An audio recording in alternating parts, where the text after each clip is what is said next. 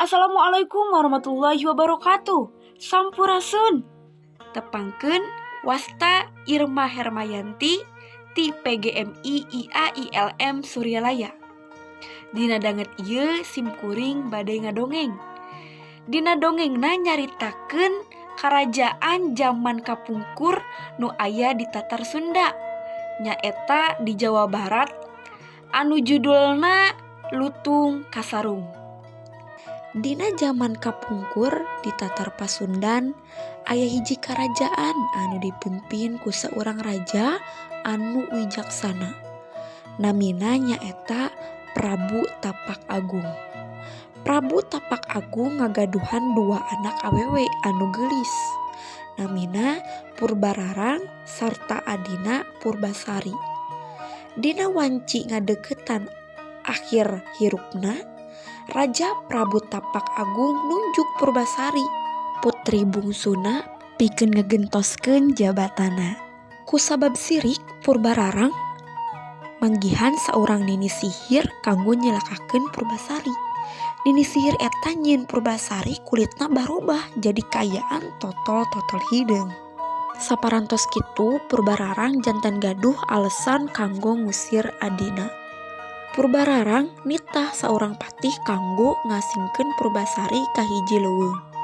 Satepina di leuweung, patih eta ngarasa karunyangeun ka Purbasari.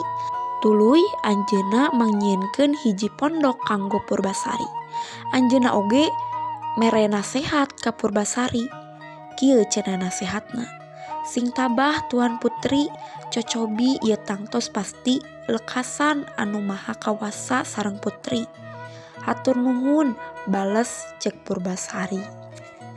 Salila di leuweung, Purbasari ngagaduhan seueur rerencangan nu mangrupakeun sasatoan anu balalager ka manehna. Di antara sasatoan aya hiji monyet anu buluan hideung nu misterius, namina nyaeta Lutung Kasarung. Nanging monyet eta anu manawi paling perhatian ka Purbasari. Lutung Kasarung terus ngahibur Purbasari, dugikeun masihan kekembangan anu endah sarta bubuahan. Dina wanci unggal wengi di bulan purnama, Lutung Kasarung mapah ka tempat anu sepi. Teras anjeunna ngalakukeun semedi. Manehna mentah hiji hal ka dewata. Ieu ngabuktikeun yen Lutung Kasarung teh sanes makhluk biasa. Dina semedi eta, taneuh nu aya di deukeut Lutung Kasarung barubah jadi hiji talaga alit. Caina herang kacida, caina ngandung ubar anu seungit pisan. Enjing poena Lutung Kasarung manggihan Purbasari sarta nitah Purbasari ibak di talaga eta. "Naon mangpaatna pikeun abdi?" pikir Purbasari. Nanging anjeunna nurutkeun wae. Teu lami sanggeus manehna nyeburkeun awakna, kulitna barubah jadi bersih sarta geulis sapertos harita deui. Purbasari ruas pisan dicampur ku hawa atoh. Sabot manehna ngaca di talaga eta, kulitna bisa mulus deui. Dina wartos lain di karajaan, Purbararang mutuskeun bade ningali adina nu aya di leuweung. Satepina di leuweung, Purbararang manggihan adina si Purbasari. Purbararang teu percaya ningali adina tiasa jadi geulis deui kos harita. Purbararang embungeun eleh, teras anjeunna ngajak Purbasari nitah ngadu papanjang-panjang bu. Mimitina Purbasari alimeun, nanging Purbararang teras-terasan mamaksa.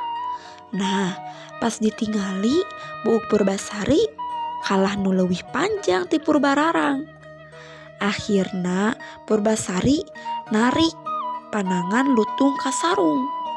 Lutung Kasarung ajol-ajolan kawas mangmeunangkeun Purbasari. Purbararang seuri nyalakatak ngabahak-bahak. Dina wanci eta oge Lutung Kasarung teras geura semedi sakedap sarta lumangsung barubah jadi lalaki anu kasep kacida, leuwih-leuwih ganteng ti Indrajaya tunanganna si Purbararang. Sadaya nu aya di dinya reuaseun ningali kajadian eta. Purbararang akhirna ngaku kaelehanana sarta menta hampura pikeun kasalahan salila ieu ka Purbasari. Purbararang menta supados manehanana teu dihukum. Purbasari anu bageur langsung ngahampurakeun sagala kasalahan lanceukna Purbararang. Sanggeus kajadian eta, akhirna maranehna kabeh baralik ka karajaan. Purbasari akhirna jadi saurang ratu direndengan ku saurang lalaki idamana. Lalaki eta teu lain anu salila ieu maturan Purbasari salami di leuweung, nyaeta Lutung Kasarung. Mung sakitu dongeng nu kapihatur. Sateu acan ditutup, sim kuring bade ngadugikeun amanat dina ieu dongeng. Urang kudu bisa narima sagala hal ku hate anu ikhlas, sareng urang ulah sirik kabatur ku margi milik mah tos diatur ku Gusti anu Maha Luhur. Pamugi dongeng ieu aya mangfaatna.